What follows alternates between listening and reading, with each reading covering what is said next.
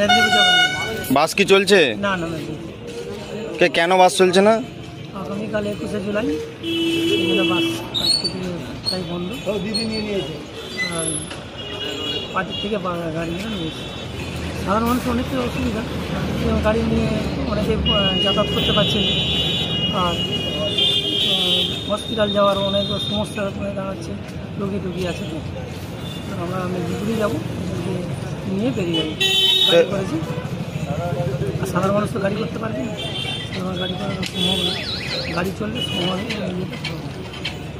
আমি হাওড়া যাবো। কতক্ষণ দাঁড়িয়ে আছেন? এখানে আধ ঘন্টা দাঁড়িয়ে আছি। কিছু কিছু বাস চলছে, দুটো একটা বাস চলছে। লোকাল? লোকাল না, সেরকম মানে বাস চলছে না, শুধু লোকাল বাসই চলছে? লোকাল বাস দুটো একটা চলছে, তাও সব কেন বাস চলছে না?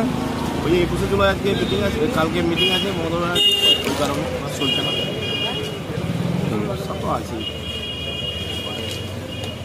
সাধারণ মানুষের ভোগান্তি, এটাই হচ্ছে ব্যাপার। আছি আধা ঘন্টা।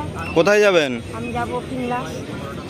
বাস চলছে না, বাস চলছে না। কেন চলছে না? মিটিং আছে বলে। কিসের মিটিং? মমতা দিদি। তাহলে কিভাবে যাবেন?